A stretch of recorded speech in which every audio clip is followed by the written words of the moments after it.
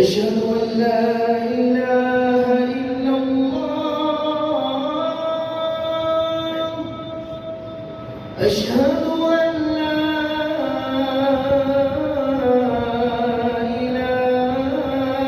إلا الله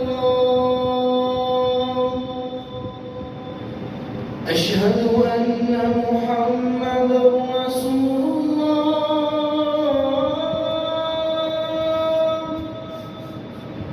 أشهد أن محمدا رسول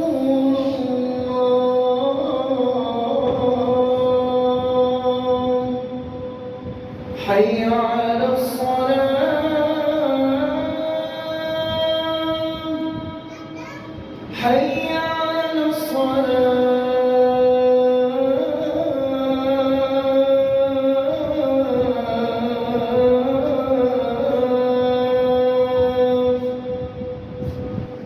حي على الفلاح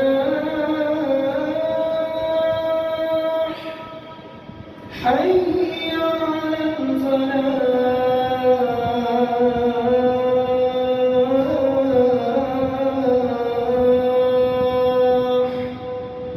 الله أكبر الله أكبر لا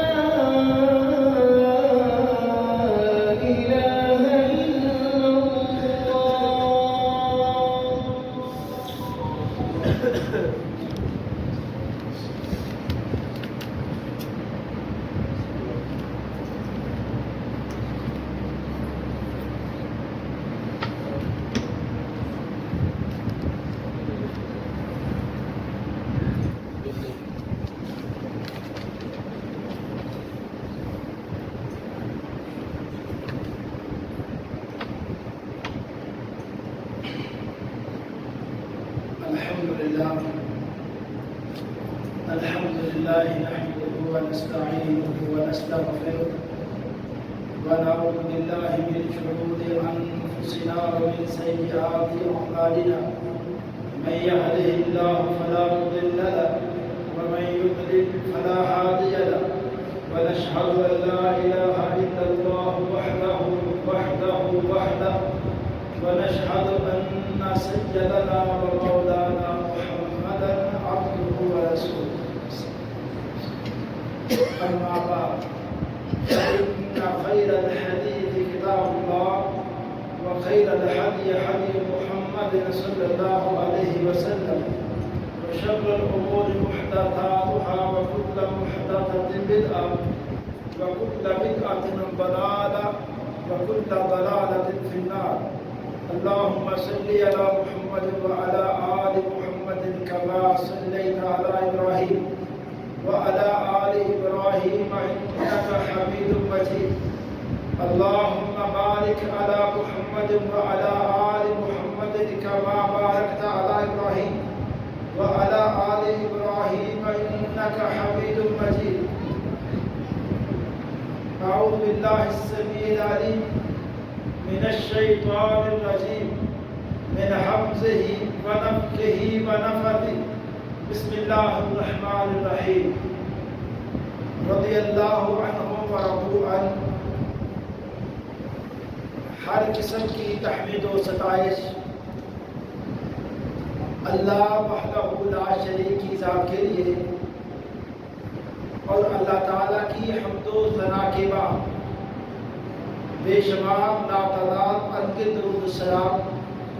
امام الانبیاء امام الحرمین سید الثقلین جد الحسن والحسین جناب محمد رسول اللہ صلی اللہ علیہ وسلم کی ذات اقدس و ذات طیبہ پر حضرات اللہ تعالیٰ نے جب انبیاء کے اوپر اور خاص طور پہ خاتم النبیین حضرت محمد کریم صلی اللہ علیہ وسلم کے اوپر وحی کا اللہ نے ارادہ فرمایا، تو اللہ نے وحی لے جانے کے لیے جس فرشتے کی ڈیوٹی لگائی، اس کا بھی اللہ نے قرآن پاک کے اندر بڑی وضاحت کے ساتھ یہ مرتبہ بیان کیا ہے کہ وہ جبریل امین تھے، جو وحی لے کے جاتے تھے اس میں کسی بھی طرح سے خیانت کرنے والے نہیں تھے۔ بالکل اسی طرح جس پیغمبر نے اللہ کے پیغام کو لوگوں تک پہنچایا، وہ پیغمبر بھی اپنی امانت داری میں اپنے مثالات تھے، انہوں نے بھی اللہ کی وحی پہنچانے میں ذرا بھی کمی نہیں کی۔ اسی طرح جس پیغمبر نے جن لوگوں کے سامنے اللہ کے دین کو پیش کیا اور ان لوگوں نے پھر اس دین کو دنیا میں عام کیا، وہ جماعت بھی ہر لحاظ سے امین جماعت تھی۔ صحابہ کرام کو اللہ تعالیٰ نے پیغمبر صلی اللہ علیہ وسلم کا جو ساتھی صحابی بننے کا اللہ نے جو شرف دیا ہے، اس قدر یہ عظمت والا شرف ہے کہ اللہ نے بڑا لوگوں کے دلوں کا جائزہ لے کے صاف ستھرے دلوں والے لوگ، جو جن کے اندر اللہ کا ڈر، تقوی، طہارت، صفائی، ہر طرح سے جن کے اندر کینہ بغض سے وہ لوگ دور تھے، ان لوگوں کو اللہ تعالیٰ نے پیغمبر صلی اللہ علیہ وسلم کے صحابہ کے طور پہ منتخب کیا۔ انہی لوگوں میں سے پیغمبر صلی اللہ علیہ وسلم کے ایک صحابی اور ایک خلیفہ راشد، خلیفۃ المسلمین سیدنا عثمان ذو النورین رضی اللہ تعالیٰ عنہ کے حوالے سے آج کے خطبہ جمعہ میں میں انشاءاللہ چند گزارشات کروں گا۔ حضرت عثمان، ان کی شخصیت کو ابتدائی طور پہ یا ان کا جو مختصر ابتدائی طور پہ جو تعارف ہے، وہ تعارف تو ہر مسلمان کے ذہن میں ہونا چاہیے کہ اسلام کی بنیادوں میں جس صحابی کے پیسے مال خرچ ہوئے ان میں حضرت عثمان کا نام بنیادی طور پہ ہے۔ ان کی سخاوت، اللہ کے راستے میں انہوں نے مال کے دروازے ایسے کھولے کہ حضرت عثمان رضی اللہ تعالیٰ عنہ کے نام کے ساتھ عثمان سخاوت والے، عثمان وہ صحابی جو اللہ کے راستے میں بڑا خرچ کرتے تھے، یہ اس سخاوت عثمان کے ساتھ یہ لقب لوگوں نے لگا دیا ہے۔ اور آج تک کہا یہ جاتا ہے کہ حضرت عثمان رضی اللہ تعالیٰ عنہ کا جو صدقہ جاریہ ہے، باغات کی صورت میں سعودی عرب کے اندر آج بھی اس کا وجود ہے، اور حضرت عثمان کے نام کے ساتھ یہ آج تک وہ چل رہا ہے۔ تو اسی طرح سے حضرت عثمان رضی اللہ تعالیٰ عنہ پیغمبر صلی اللہ علیہ وسلم کے وہ جانثار ہیں۔ غزوہ تبوک کا موقع ہے، آپ اعلان فرماتے ہیں، یہ پہلی ایک جنگ آئی تھی جس کا سفر لمبا تھا اور اس کے لیے بڑی تیاری کی ضرورت تھی۔ آپ صحابہ کرام میں اعلان فرماتے ہیں، پہلا اعلان کیا، فرمایا مدینہ میں جو بندہ لڑنے والا ہے، جس کے پاس صحت موجود ہے لڑائی کے لیے اور اس کے پاس تبوک تک جانے کے لیے زیادہ راہ موجود ہے، وہ بندہ پیچھے نہیں رہے گا۔ یہ اعلان کیا، پہلی جنگوں میں فرض نہیں تھا، اس پہلی جنگ میں فرض طور پہ اعلان کیا کہ کسی بندے کے پیچھے رہنا جائز نہیں ہے۔ اور اس میں آپ نے فرمایا جس بندے کو اللہ نے مان دیا ہے وہ اس جنگ کے لیے، اس سفر کے لیے مسلمانوں کے اوپر خرچ کرے۔ حضرت عثمان رضی اللہ تعالیٰ عنہ 100 اونٹوں کا ایک لشکر پیغمبر صلی اللہ علیہ وسلم کے سامنے لائے، ان کے اوپر ذات راہ کا سامان رکھا ہوا ہے اور کچھ اشرفیاں لے کے پیغمبر صلی اللہ علیہ وسلم کے جھولی میں لا کے ڈال دی۔ آپ کی وہ ٹینشن جو تھی وہ دور ہو گئی اور آپ نے عثمان کی اشرفیوں کو ایک ہاتھ میں لیا، پھر دوسرے میں لیا، اب ہاتھوں میں اشرفیوں کو لے کے آپ فرما رہے ہیں کہ ما ضر عثمان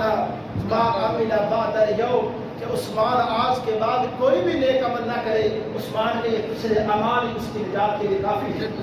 اور عثمان رضی اللہ تعالیٰ عنہ وہ صحابی ہیں جنہوں نے مدینہ جا کر اس قدر رفاہ عامہ کے کام کیے۔ پہلا مشہور کام مسجد نبوی کی تعمیر میں جو جگہ کی ضرورت تھی، اس جگہ کی خریداری میں حضرت عثمان نے اپنا پیسہ خرچ کیا۔ اور اسی طرح وہاں کے رہنے والوں کے لیے پانی ایک بڑا مسئلہ تھا، وہاں ایک کنواں خرید کے دیا ایک یہودی سے منہ مانگی قیمت پر۔ اور اسی طرح حضرت عثمان رضی اللہ تعالیٰ عنہ کے مسلمانوں کے اوپر جو احسانات تھے وہ اس قدر زیادہ تھے کہ مسلمان پیغمبر صلی اللہ علیہ وسلم کے جانثار کی بہت زیادہ عزت احترام کرتے تھے۔ اور عثمان کی شان کے لیے یہ بات بھی میرے بھائی کافی ہے، حضرت آدم علیہ السلام سے لے کر آخری پیغمبر تک کسی نبی کا کوئی صحابی ایسا نہیں ہے جس بندے کی نکاح میں نبی کی 2 بیٹیاں آئی ہیں۔ یہ عثمان رضی اللہ تعالیٰ عنہ کا پورے انبیاء کے جو صحابہ ہیں ان میں صرف اسی صحابی کو یہ شرف حاصل ہے امتیازی طور پہ کہ عثمان کو اللہ تعالیٰ کے رسول صلی اللہ علیہ وسلم نے اپنی ایک بیٹی کا رشتہ دیا۔ دنیا سے جنگ بدر ہوئی، جنگ بدر میں عثمان شریک نہیں ہو سکے، اور عثمان رضی اللہ تعالیٰ عنہ کی پیغمبر نے ڈیوٹی لگا رکھی ہے کہ عثمان رقیہ بیمار ہے، آپ ان کے پاس رہو گے، ان کی صحت کے مسائل آپ دیکھو گے۔ غزوہ بدر ختم ہو گئی، آپ مدینہ تشریف لائے، اور یہ بدر کا جو علاقہ ہے مدینہ سے کچھ 100 کلومیٹر سے کے قریب 110 کلومیٹر کے قریب یہ فاصلہ ہے۔ آپ جب واپس تشریف لائے پتہ چلا کہ آپ کی بیٹی فوت ہو چکی ہے، اور عثمان رضی اللہ تعالیٰ عنہ پیغمبر صلی اللہ علیہ وسلم سے ملاقات کرتے ہیں بڑے پریشان حالت میں، اور آپ بھی فرماتے عثمان مجھے میری بیٹی کی قبر کے پاس آپ لے کر جاؤ۔ آپ وہاں قبر پہ جاتے ہیں، پیغمبر صلی اللہ علیہ وسلم نے چند دن عثمان کی پریشان حالت دیکھی، آپ نے فرمایا عثمان دیکھیں، عثمان نے پیغمبر صلی اللہ علیہ وسلم کو بطور داماد اس قدر خوش رکھا ہوا تھا، اور آپ عثمان کے اوپر اتنا مطمئن تھے، اور آپ پہلا رشتہ دے کر اس قدر خوش تھے کہ آپ نے فرمایا عثمان میں اپنی دوسری بیٹی کا نکاح بھی آپ کو دیتا ہوں۔ پیغمبر صلی اللہ علیہ وسلم نے حضرت ام کلثوم کا نکاح بھی حضرت عثمان کے ساتھ کر دیا، اور اس طرح یہ عثمان پیغمبر صلی اللہ علیہ وسلم کے ساتھ ان کا رشتہ بڑا ہی احترام والا۔ حضرت صدیق کا بھی ایک رشتہ تھا، حضرت فاروق کا بھی تھا، لیکن عثمان کا رشتہ ان سے تھوڑا سا الگ تھا۔ وہ کیسے؟ ایک روایت آپ کے سامنے پیش کرتا ہوں۔ پیغمبر صلی اللہ علیہ وسلم کی زوجہ محترمہ سیدہ عائشہ بیان کرتی ہے رضی اللہ تعالیٰ عنہا، ایک دن میرے ابو جان حضرت صدیق پیغمبر صلی اللہ علیہ وسلم سے ملاقات کے لیے آئے، اور آپ اپنی جو حالت بیٹھنے کی ایک عام حالت تھی اس حالت میں بیٹھے، آپ نے حضرت صدیق سے ملاقات کی، پھر اس کے بعد حضرت فاروق آئے، آپ اپنی اسی حالت میں رہے، آپ نے حضرت فاروق سے ملاقات کی، پھر اس کے بعد پتہ چلا کہ عثمان آئے ہیں۔ جیسے ہی پتہ چلا کہ عثمان آئے ہیں آپ نے اپنی حالت کو درست کیا اور کپڑوں کو بھی ٹھیک ٹھاک کیا، اور حضرت عائشہ نے اس بات کو نوٹ کیا کہ اللہ کے رسول صلی اللہ علیہ وسلم آپ نے حضرت صدیق سے ملاقات کی، فاروق سے ملاقات کی، لیکن اپنے آپ کی حالت کو جس طرح آپ نے سید عثمان کی ملاقات سے پہلے کیا، آپ نے پہلے 2 صحابہ سے ملاقات کے وقت اپنے آپ کا اثر نہیں کیا۔ تو فرمایا اے عائشہ میں عثمان کو جانتا ہوں، عثمان ذرا تھوڑا سا حیا والے صحابی ہیں، بہت ان کے ساتھ میری اس طرح ان میرے 2 دوستوں کے ساتھ ذرا فریب بات ہے، ان کے ساتھ میں کھل کے بات کرتا ہوں۔ عثمان ذرا تھوڑا سا مجھ سے جھجکتے ہیں اور شرماتے ہیں، ان کی طبیعت میں تھوڑی سی حیاداری زیادہ ہے، تو میں اس لیے، اور اس وقت آپ نے ایک جملہ کہا، فرمایا عائشہ الا تستحیی الا استحیی من رجل تستحیی منہ الملائکہ، اے عائشہ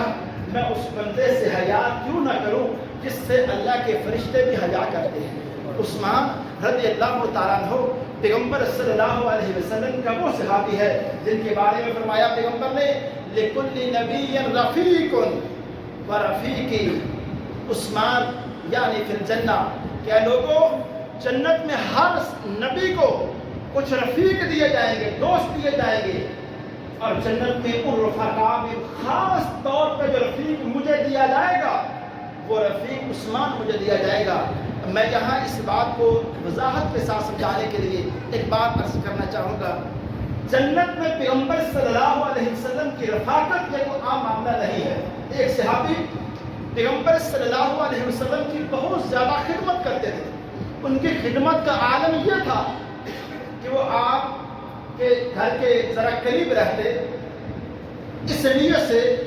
کہ جیسے ہی پیغمبر گھر سے باہر نکلیں گے، اگر آپ کو کسی بندے سے کوئی کام ہوا تو سب سے پہلے میں جا کر کہوں گا کہ حضور کو کام تو نہیں ہے، میں تو کام کر دوں۔ وہ صحابی اتنا جذبے والے، ایک دن آپ نے اس صحابی کو اپنے پاس بلا کے فرمایا کہ آپ کی کوئی تمنا ہو، کوئی خواہش ہو تو ربیہ، جو اس صحابی کا نام ربیہ تھا، فرمایا ربیہ جو بھی خواہش تمنا کرنا چاہو میں آپ کی وہ خواہش پوری کروں گا، آپ میری بہت زیادہ خدمت کرتے ہو۔ وہ صحابی کو بڑی سمجھداری کا کام کیا، اس نے کہا اللہ کے رسول اگر آپ نے مجھے یہ آفر کی ہے تھوڑا سا مجھے سوچنے کا ٹائم دیجیے، ایسے نہیں میں جلدی سے کوئی بات نہیں کروں گا۔ آپ نے فرمایا کل آ جانا۔ اگلے دن وہ صحابی پیغمبر صلی اللہ علیہ وسلم سے ملاقات کے لیے اور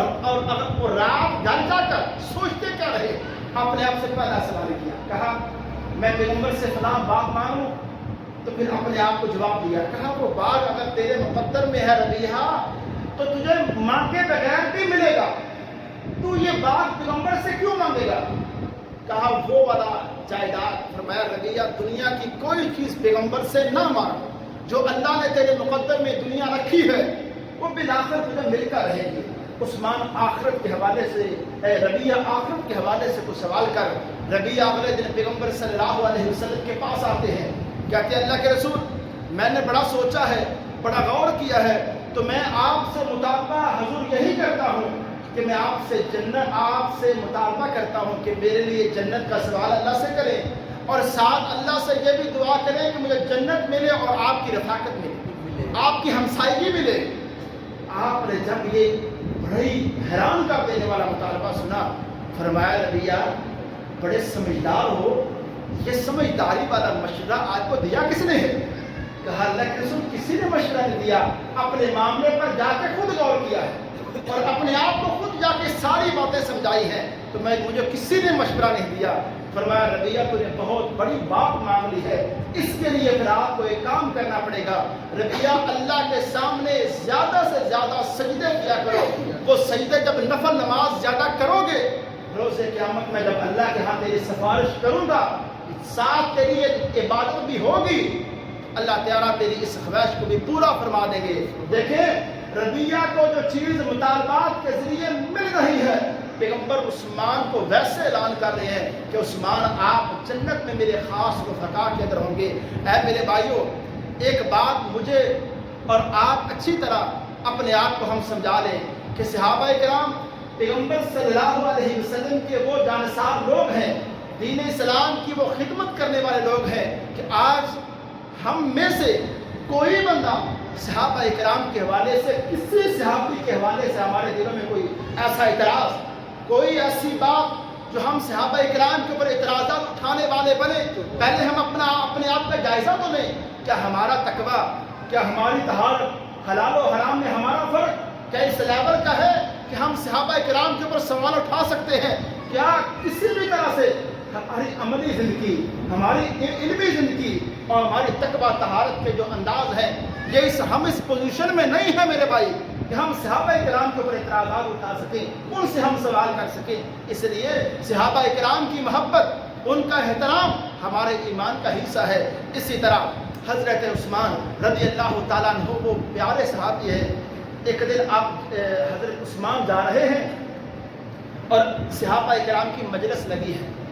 اچانک حضرت عثمان کا گزر ہوتا ہے۔ آپ فرماتے ہیں میرے بعد فتنوں کا دور آئے گا، آپ فتنوں کی طرف اشارہ کر رہے تھے کہ ایسے ایسے فتنے اٹھیں گے. تو ساتھ فرمایا اس فتنوں کے دور میں یہ شخص جو جا رہا ہے یہ شخص اس وقت حق کے اوپر ہوگا. حضرت عبداللہ بن عمر کہتے ہیں جب پیغمبر نے ایسے اشارہ کیا کہ یہ شخص جو جا رہا ہے یہ اس فتنوں کے دور میں حق کے اوپر ہوگا, میں جلدی گیا اور حضرت عثمان نے چادر لی ہوئی تھی, اپنے منہ کو چھپایا ہوا تھا سردی سے. تو میں نے حضرت عثمان کے چہرے سے چادر کو ہٹایا اور ان کا چہرہ پیغمبر کی طرف کیا اور بطور تصدیق سوال کیا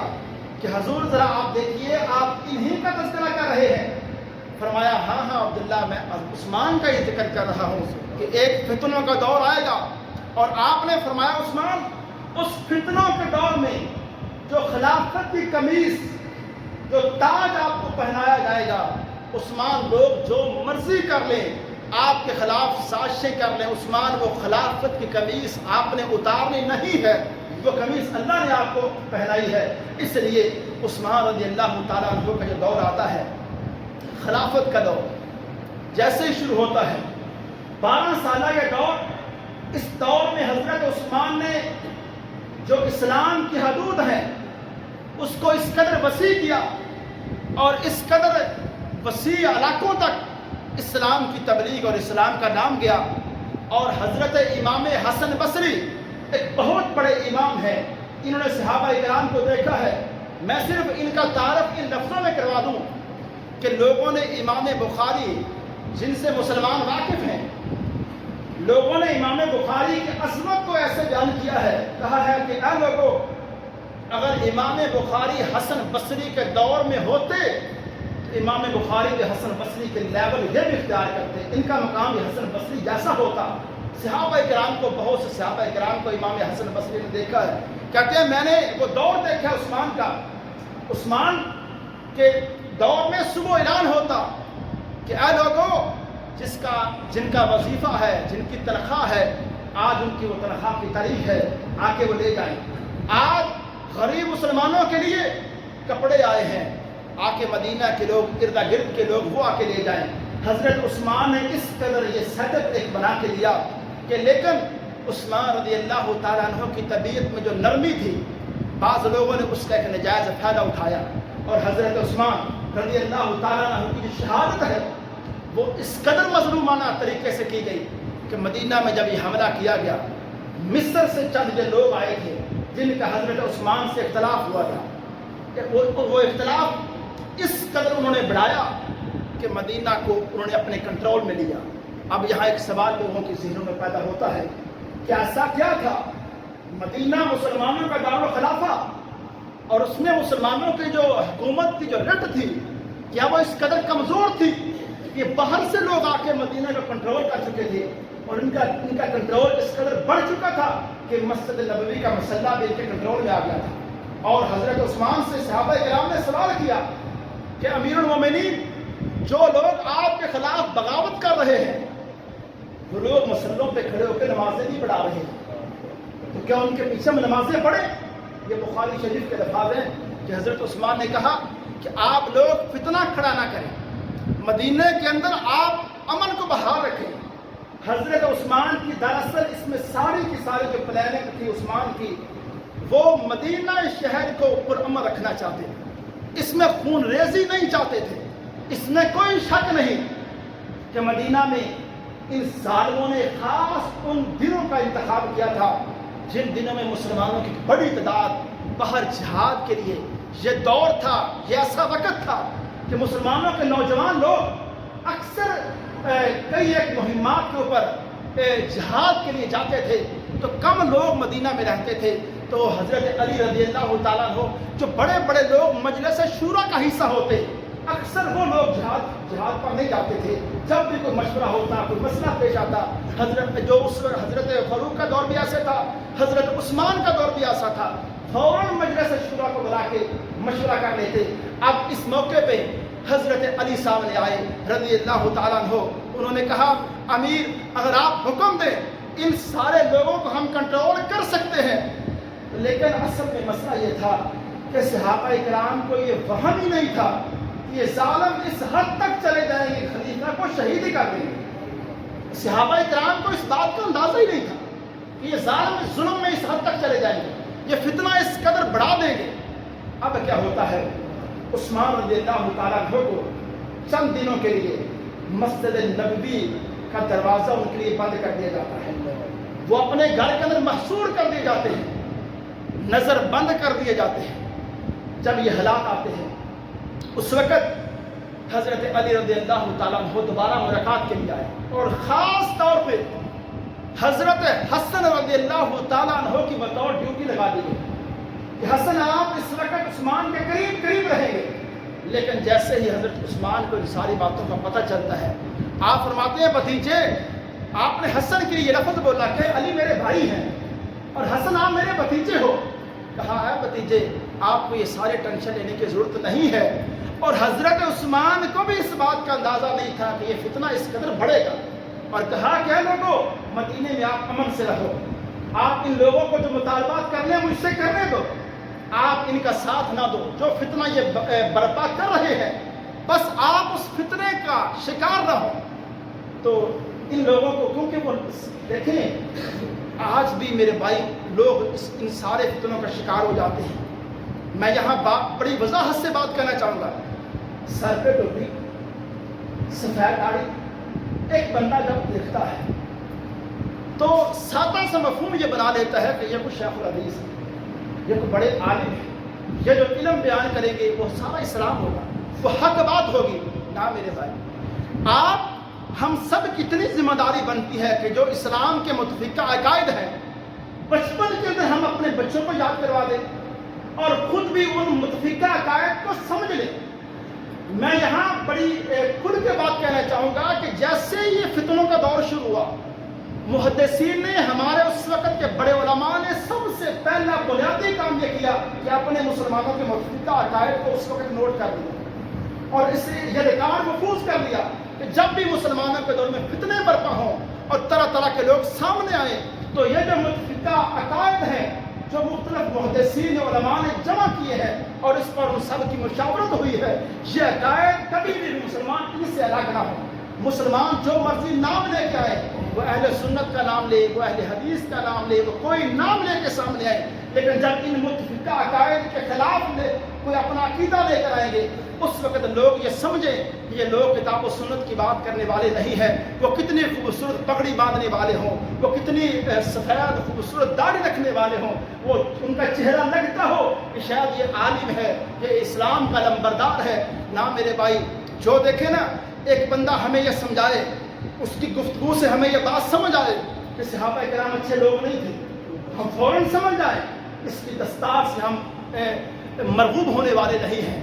یہ جو علم بتا رہا ہے یہ علم کسی بھی طرح سے درست نہیں ہے۔ صحابہ کرام کیسے اچھے لوگ نہیں تھے؟ کوئی بندہ ہمیں بتائے، قرآن پاک کے اوپر اعتراض سمجھائے، وہ پیغمبر صلی اللہ علیہ وسلم کی احادیث متفقہ کے اوپر ہمیں اعتراضات سکھائے، وہ اعتراضات ہمارے ذہنوں میں پیدا کرنے کی کوشش کرے، ہم فوراً سمجھیں کہ اس بندے سے ہم بچیں گے کہ وہ علم نہیں دے رہا، جو علم اسلام کا متفقہ علم ہے، جو اختلافات سے محفوظ ایک متفقہ علم ہے، جو ریکارڈ محدثین نے محفوظ کیا ہے۔ اسی طرح میں یہ عرض کرنا چاہوں گا، حضرت عثمان رضی اللہ تعالیٰ عنہ کے خلاف یہ ظالم لوگ، اسلام کا نام لینے والے، اپنے آپ کو متقی کہنے والے، راتوں کو اٹھ کر تہجد کی نماز پڑھنے والے یہ لوگ، اور مسجد نبوی کا مسئلہ ان کے پاس ہے۔ صحابہ کرام ان کے پیچھے نماز اس لیے پڑھتے ہیں کہ ہم فتنہ برپا نہ کریں، کیونکہ امیر المومنین کی طرف سے یہ آرڈر ہے، حکم ہے کہ آپ کسی بھی طرح سے فتنہ آپ برپا نہیں کریں گے۔ ان لوگوں نے ایک دن موقع پا کر حضرت عثمان کو اس وقت شہید کیا جب وہ روزے کی حالت میں ہیں اور کئی دن تک نظر بندی کاٹ چکے ہیں اور ان کے لیے زندگی تنگ کر چکے ہیں، اور ایک دن عثمان رضی اللہ تعالیٰ عنہ نے چھت کے اوپر چڑھ کے خطبہ بھی دیا، کہا اے لوگوں، مسجد نبوی اس مسجد کا دروازہ میرے اوپر بند کر رہے ہو جس مسجد کو وسیع کرنے کے لیے میں نے جگہ دی ہے، اور اس بیر روما کا پانی میرے اوپر بند کر رہے ہو جس بیر روما کو خرید کر میں نے دیا ہے، اور اس مدینہ شہر کے اندر چلنا تم لوگوں نے میرے لیے بند کر دیا ہے جس شہر کے اندر ہم چلتے تھے پیغمبر صلی اللہ علیہ وسلم کے ساتھ۔ ہم پیغمبر کا ساتھ دیتے تھے، اور آج یہ حالات ایسے پیدا کر دیے گئے تو پیغمبر صلی اللہ علیہ وسلم کے اس جانثار کو ظالموں نے گھر کے اندر داخل ہو کے شہید کیا، اور آپ روزے کی حالت میں تھے۔ اور ایک صحیح روایت ہے فضائل صحابہ امام احمد کی کتاب میں کہ عثمان نے ایک رات پہلے خواب دیکھا، خواب کے اندر دیکھا پیغمبر صلی اللہ علیہ وسلم سے ملاقات ہوتی ہے، حضرت صدیق سے ملاقات ہوتی ہے، حضرت فاروق سے، اور یہ تینوں شخصیات کہہ رہی ہیں کہ عثمان آج اگلے دن کا جو روزہ ہے آپ نے ہمارے ساتھ افطار کرنا ہے۔ عثمان اس بات کو سمجھے، یہ اس خواب کی تعبیر کو ایسی لگ رہی ہے کہ آج میرا آخری دن ہے۔ حضرت عثمان روزے کی حالت میں تلاوت قرآن پاک کرتے ہوئے اسی حالت میں تھے کہ ظالموں نے حضرت عثمان پر حملہ کیا اور شہید کیا، اور اس وقت حضرت علی رضی اللہ تعالیٰ عنہ اور باقی صحابہ کرام نے ایک بنیادی کردار یہ ادا کیا کہ مدینہ کے اندر فتنہ پھر مزید بڑھنے نہیں دیا، اس فتنے کو پھر انہوں نے جلدی کنٹرول میں لیا۔ لیکن اماں جی عائشہ نے ایک بات کہی، وہ ہم سارے اس بات کو نوٹ کریں، کہا لوگوں نے، ظالموں نے جنہوں نے عثمان کو شہید کیا ہے انہوں نے 3 گناہ کیے ہیں۔ پہلا گناہ مدینہ طیبہ کی حرمت کو پامال کیا ہے، دوسرا گناہ انہوں نے محرم کا جو مہینہ آگے ذوالحجہ کا مہینہ شروع ہو چکا تھا، کہا اس مہینے کی حرمت کو بھی انہوں نے پامال کیا ہے، اور تیسرا خلافت کی ایک حرمت ہے، ان لوگوں نے خلافت کی حرمت کو ختم کیا ہے کہ آج خلیفہ کو جو شہید کیا گیا ہے کل کے لیے دروازہ کھول دیا گیا ہے کہ خلیفہ پر بھی ہاتھ اٹھایا جا سکتا ہے، خلیفہ کے خلاف بھی ایسی کارروائی کی جا سکتی ہے۔ لوگوں نے یہ فتنے کا دروازہ کھول دیا ہے۔ اور اماں جی عائشہ نے کہا اے لوگوں، جن لوگوں نے عثمان کو شہید کیا ہے، عثمان ان سب سے بڑھ کے صلہ رحمی کرنے والے بھی تھے، اور عثمان ان سب سے بڑھ کے اللہ سے ڈرنے والے بھی تھے۔ اور ایک اور بات جو ایک اس صحابی نے کہی،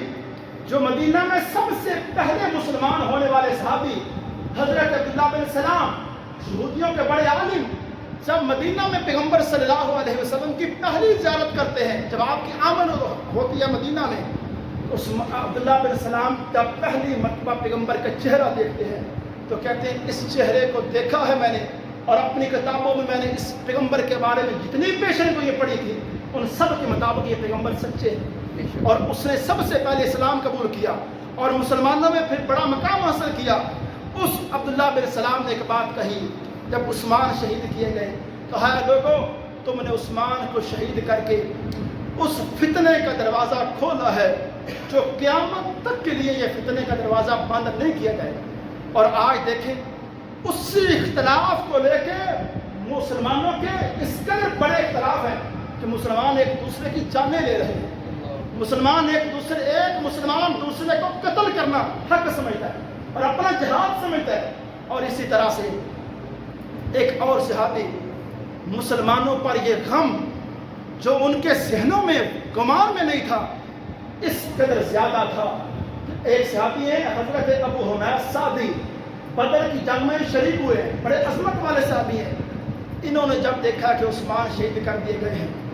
انہوں نے کہا اپنے اللہ سے وعدہ کیا، کہا اے اللہ آپ گواہ رہنا،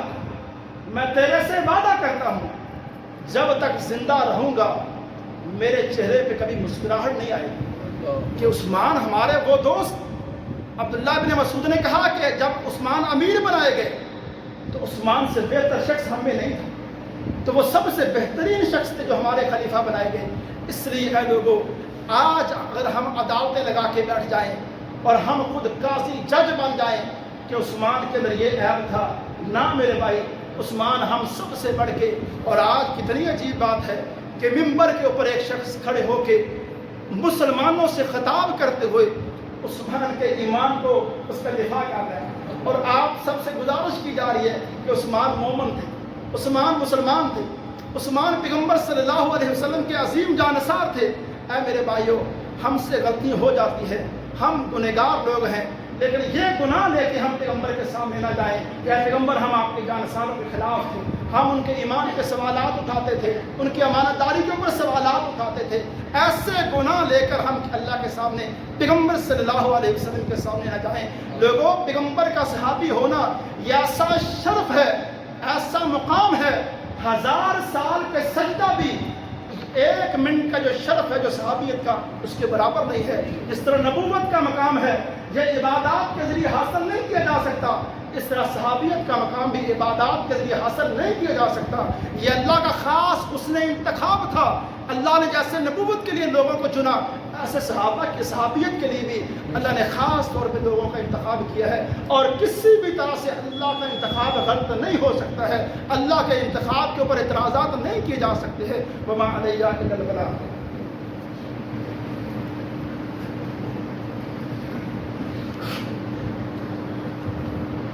الحمدللہ نحمده ونصلی علی رسوله الکریم. حضرات، سب خطبات پہلے اس طرح اعلان کیا گیا تھا کہ اوپر والے حال میں جو اے سی ہے وہ لگائے جا رہے ہیں. 2 اے سی اوپر لگ چکے ہیں، ان کی فٹنگ کے بھی اخراجات ہیں، اور 1 اے سی کی ضرورت اوپر اور ہے. یہ سارا جو مسجد انتظامیہ کی طرف سے پروجیکٹ بنایا گیا ہے یہ 5 لاکھ کا ہے. تو 5 لاکھ کی ہمیں اشد ضرورت ہے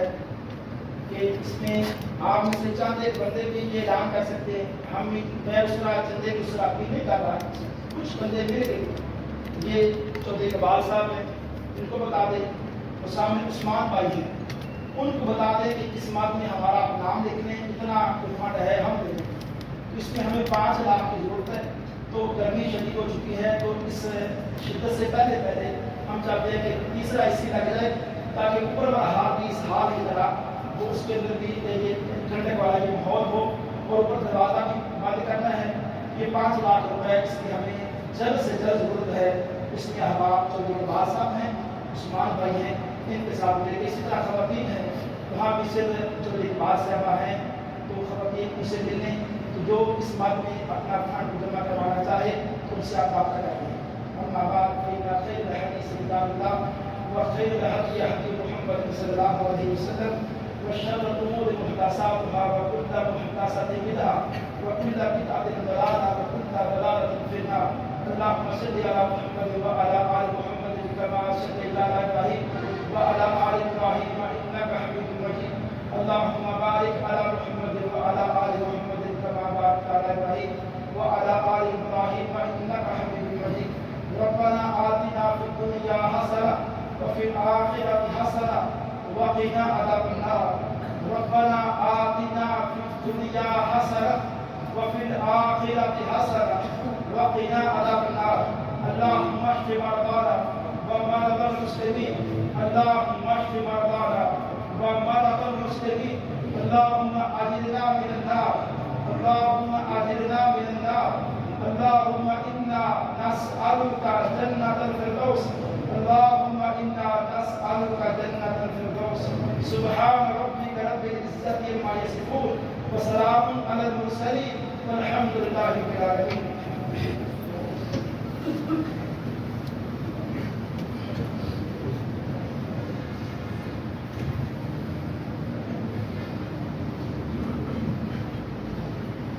اللہ اکبر اللہ اکبر. اشہد ان لا الہ الا اللہ. اشہد ان محمد رسول اللہ. حی علی الصلاۃ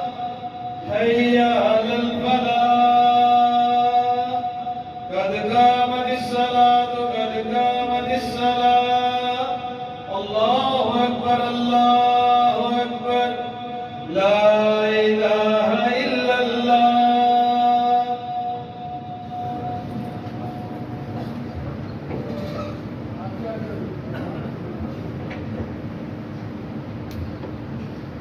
استووا واعتدلوا واقيموا صفوفكم فإن تسوية الصفوف من زمن الصلاة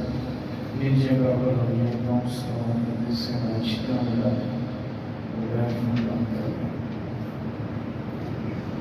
الله أكبر.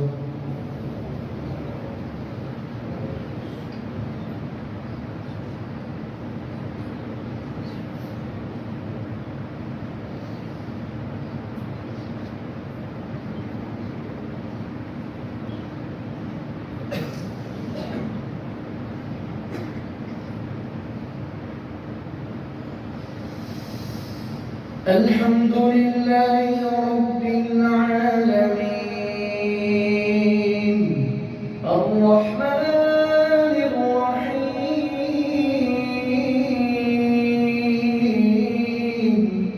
مالك يوم الدين إياك نعبد وإياك نستعين اهدنا الصراط المستقيم صراط الذين أنعمت عليهم غير المغضوب عليهم ولا الضالين.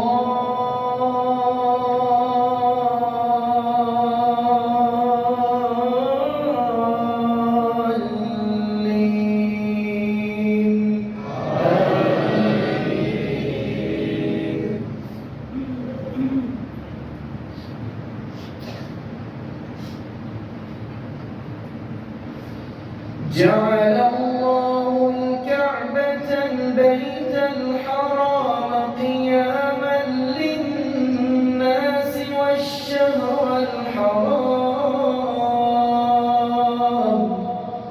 والهدي والقلائد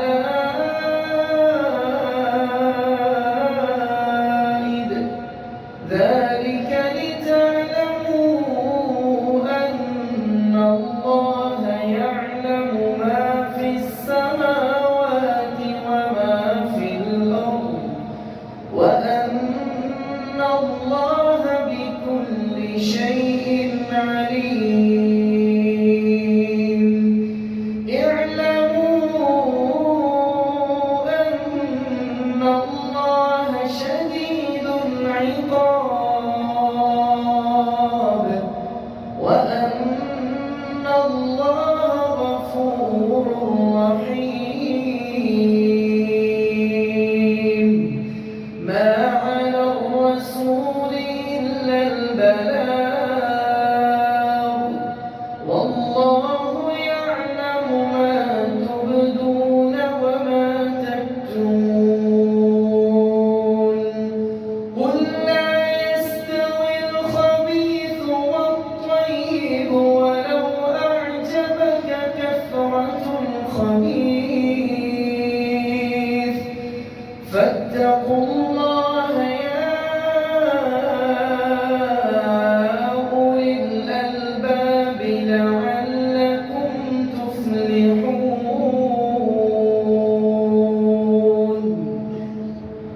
الله أكبر.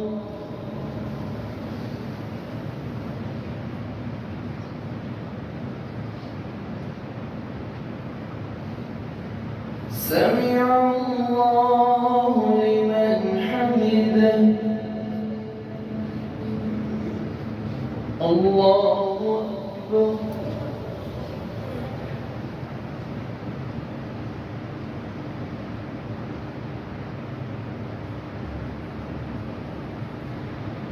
الله أكبر.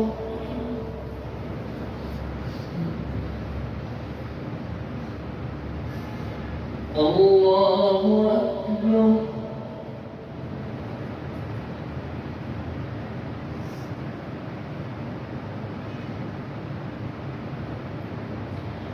الله أكبر.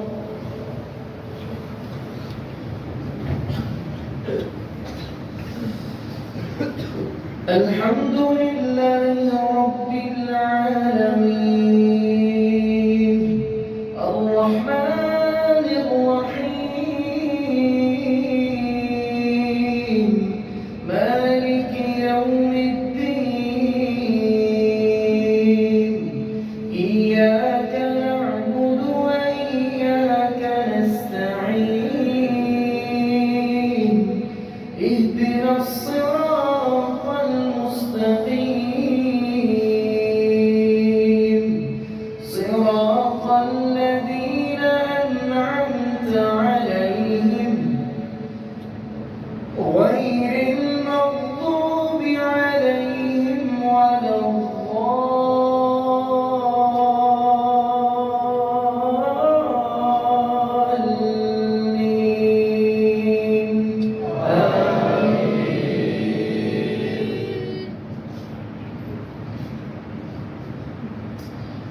لا يصلاها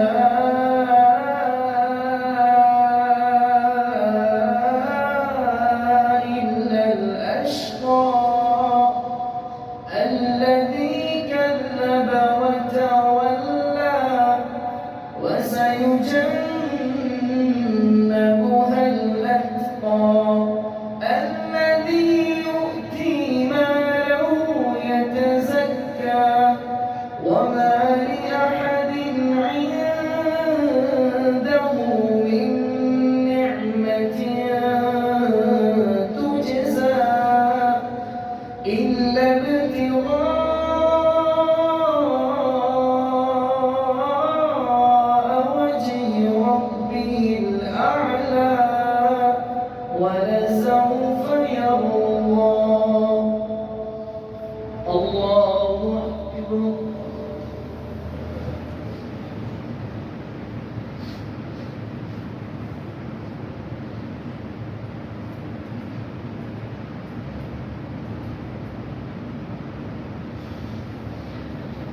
سمع الله لمن حمده. الله أكبر.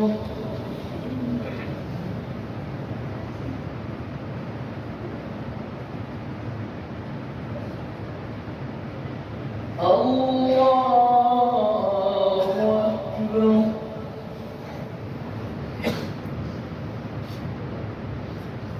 الله أكبر.